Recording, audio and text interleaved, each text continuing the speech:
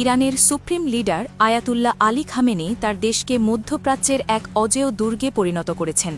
একসময় আমেরিকা ও পশ্চিমা বিশ্ব ভেবেছিল নিষেধাজ্ঞার চাপে ইরান পঙ্গু হয়ে যাবে, কিন্তু আজ সেই ইরানকে ঘিরেই নড়েচড়ে বসেছে পুরো পৃথিবী।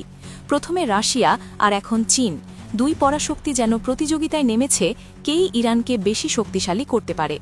কিছুদিন আগেই রাশিয়া ইরানে তাদের অত্যাধুনিক মিগ ও সুখোই 35 ফাইটার জেট পাঠিয়েছে, যা নিয়ে পশ্চিমা বিশ্বে এখনও গুঞ্জন থামেনি। আর সেই খবরের রেশ কাটতে না কাটতেই চীন হাজির করল তাদের সেরা তাসের কার্ড। বিশ্বকে চমকে দিয়ে বেইজিং সামনে আনল তাদের সর্বাধুনিক 6th জেনারেশন বা ষষ্ঠ প্রজন্মের স্টেলথ ফাইটার জেট, যার নাম হোয়াইট এম্পারার বি। চীন যেন পুরো বিশ্বকে তাদের ক্ষমতার এক ঝলক দেখিয়ে দিল, কারণ একটি বা দুটি নয়, একসঙ্গে 16টি জেট চীনের আকাশে মহড়া দিয়েছে।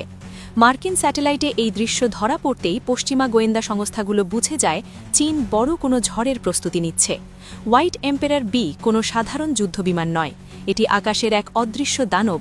এটি ব্যবহার করা হয়েছে সনিক স্টেলথ প্রযুক্তি, যার মাধ্যমে আমেরিকার তৈরি বিশ্বের সবচেয়ে উন্নত রাডারও এদের খুঁজে বের করতে পারবে না।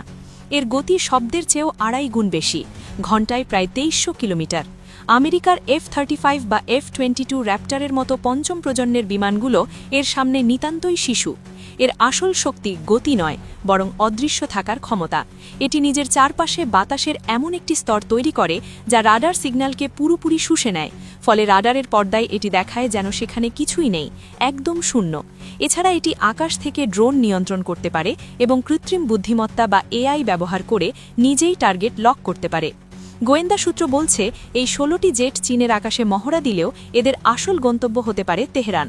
যদি একবার এই সাদা দানব ইরানের হাতে পৌঁছে যায়, তবে মধ্যপ্রাচ্যের আকাশ থেকে আমেরিকার দাদাগিরি চিরতরে মুছে যাবে।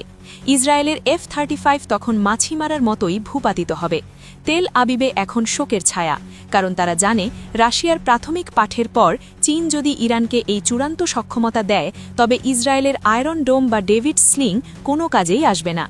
বিশ্লেষকরা বলছেন চীন হয়তো প্রকাশ্যে বলছে এটি তাদের নিয়মিত মহড়া, কিন্তু 16টি 6th জেনারেশন বিমান ওড়ানো একটি স্পষ্ট শো অফ ফোর্স। চীন বিশ্বকে বার্তা দিচ্ছে আমরা প্রস্তুত এবং আমাদের বন্ধুরাও প্রস্তুত। হোয়াইট হাউসের ধারণা চীন গোপনে ইরানের সঙ্গে বড় কোনো সামরিক চুক্তির পথে হাঁটছে।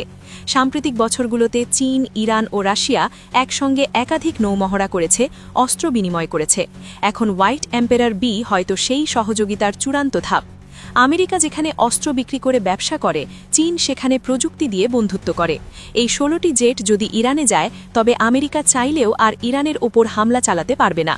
চীনের এই পদক্ষেপ প্রমাণ করে তারা সামরিক প্রযুক্তিতে আমেরিকাকে ধরে ফেলেছে, কোনো কোনো ক্ষেত্রে ছাড়িয়েও গেছে। আমেরিকা এখনও তাদের নেক্সট জেনারেশন এয়ার ডমিনেন্স প্রোগ্রামের কাজ শেষ করতে পারেনি।